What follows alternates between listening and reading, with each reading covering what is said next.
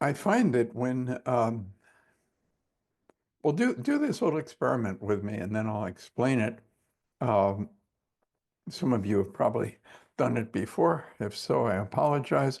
But here we go. The, the challenge is this.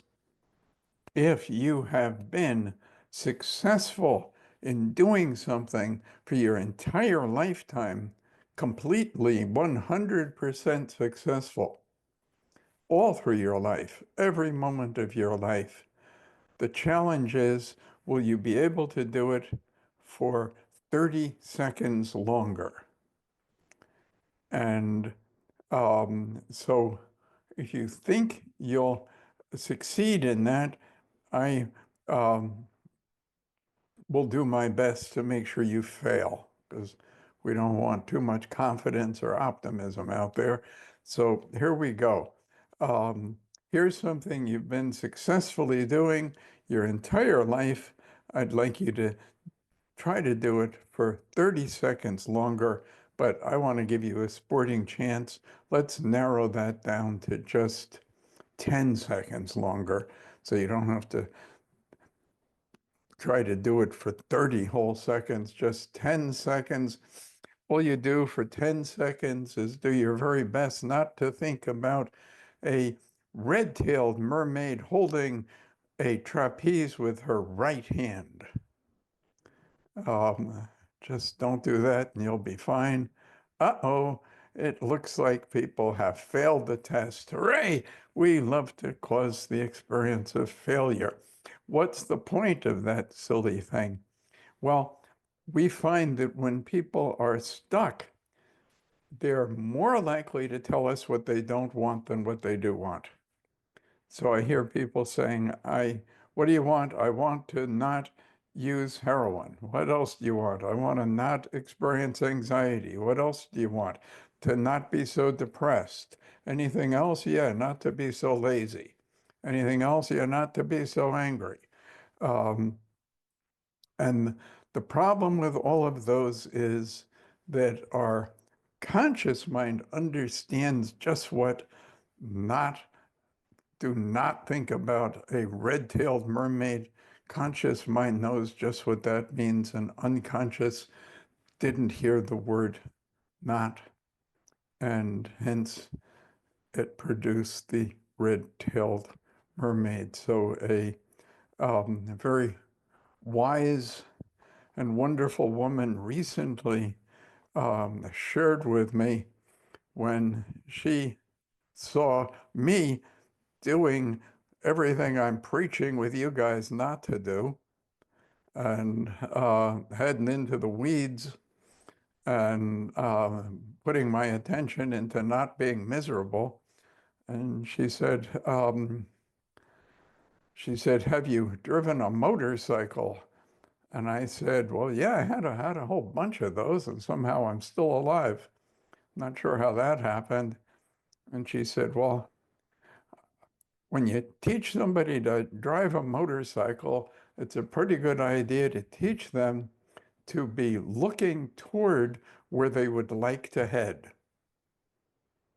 as opposed to looking toward what they hope they don't run into. So you can try that, driving along the highway, and you can pay attention to some cow over there on the right and decide, yeah, I'd hope not to run into that frickin' thing.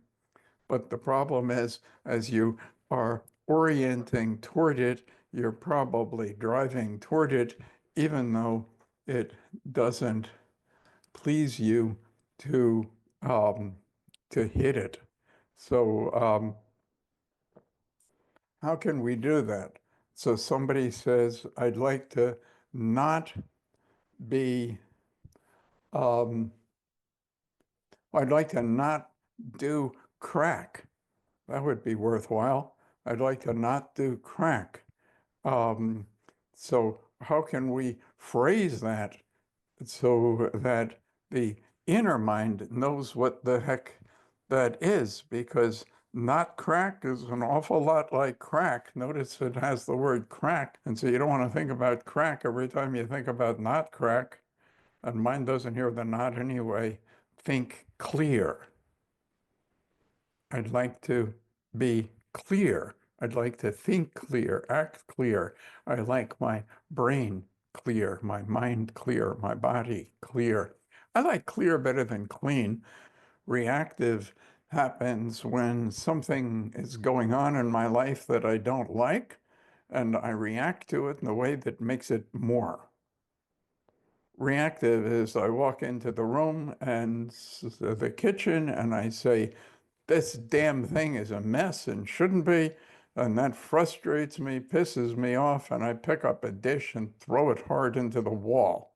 And I might go break a mirror.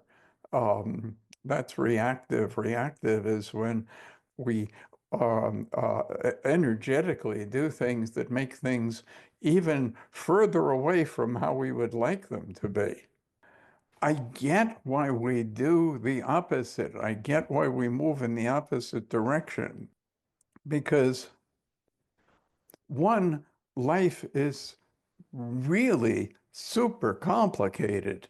I mean, we are navigating incredibly difficult, complicated terrain, I think, and everybody else seems to tell us that they're navigating it just freaking fine.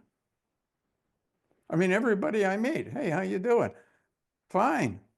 But I mean, my goodness, there's millions of people that so much makes perfect sense to that doesn't seem to make sense to me. Um, for instance, war, you know, we're having wars all over the world because we're trying to make sure people don't take our stuff. Think of the money we spend on making sure people don't take our stuff. I mean, if you want to make sure people don't take your stuff, you got to have police departments. And you also got to have the armed services. You have to have um, fighter planes. And you know very well if you need to replace the back of a seat cover on a fighter plane, it probably costs $3.5 million to do that. So you got to pay for maintaining all of these things. And I mean, all the way to security guards, all the way to locksmiths. And I was thinking the other day that if you took all the money that we spend making sure people don't take our stuff, we could have enough money to just give everybody all the stuff. Then they wouldn't take it because they'd have plenty.